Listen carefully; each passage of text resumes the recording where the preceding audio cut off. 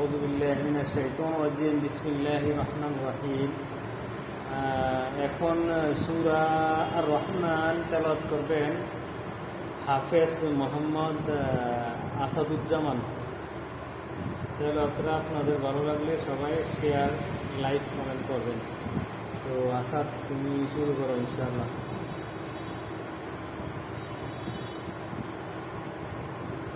أعوذ بالله من الشيطان الرجيم.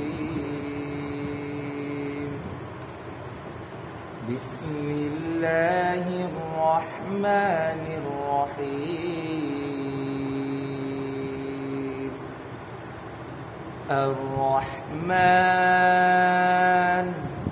علم القرآن